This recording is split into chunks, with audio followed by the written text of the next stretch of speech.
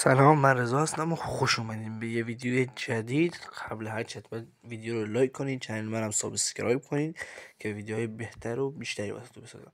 حالا اومدیم با عوارض تقویت برای هوندا. حالا این 200، حالا از اون عوارضی که میخوام روی 200 حالا زیاد جواب نیست، مثلا مشکلی واسه 200 نداره، ولی حتما اگه یک هوندا 125 یا 150 باشه نابود میشه با این تقویت‌ها.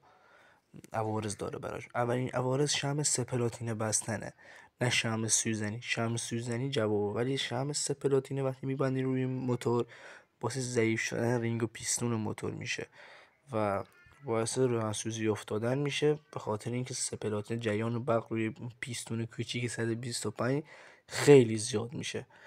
و اگه شم سوزنی یه پلاتینه بندازین با یه وایر تقویتی به نظرم بهتره تا بخواین شم سه پلاتینه بندازین.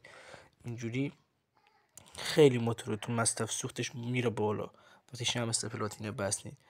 و خلاصه از نظر من فقط شمع سوزنی، ایریدیوم سوزنی، هم موتورتون سر صبح بهتر روشن میشه، زودتر روشن میشه. و بعضی هستن اگزوز S400 میندازه رو هوندا 125.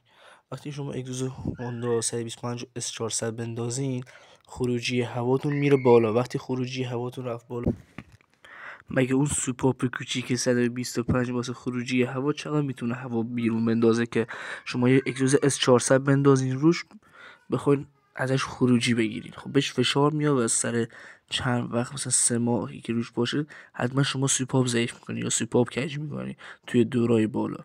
خب خلاص اگه بخوایم واسه تقویت هوندا اگزوز بندازین حتما سعی کنین یه اگزوز 150 بندازین، چون اگزوز 150 کمی دهنشون کوچیک‌تر از 200. حالا شما 200 بندازین سر یک سال هم شاید مشکلی نه، ولی S400 یا S500 یا حتی S800 که جدیدن اومده نابود میکنه موتور رو. من خودم تجربه داشتم و روی موتورم بوده. گزینه بعدی دشتی. بعضی میان دنده دشتی جلو رو بزرگتر میکنن یا عقب رو کوچیک‌تر میکنن واسه سرعت بالا.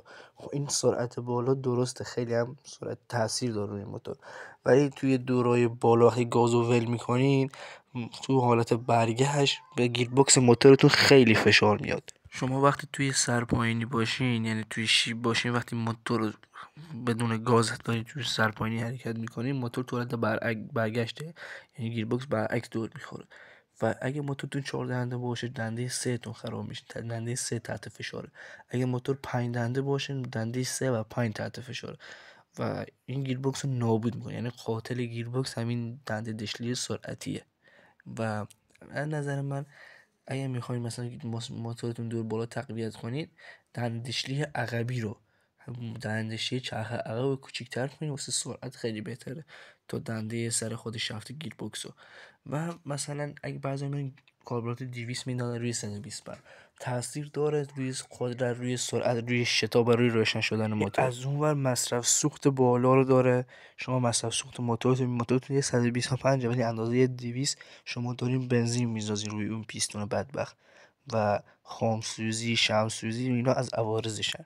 یعنی درسته شما موتورتون دور بالا بهتر میره، شتاب اولیش خیلی بهتر شده، موتورتون صبح زود توی هوای سرد روشن میشه، ولی از اون ور شمعتون خیلی سری میسوزه چون سوخت زیادی روی اون شمعه و خامسوزی داره موتورتون بوی بد میده، مصرف سوختتون هم میره بالا. مصرف سوخت به صورت وحشتناکی میره بالا که من اصلا پیشنهاد نمیکنم کابلات 200 بندازین.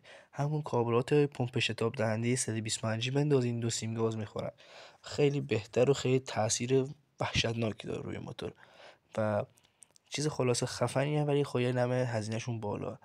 حالا اینا عوارض تقویتایی بودن که بعضیا میان میکنن.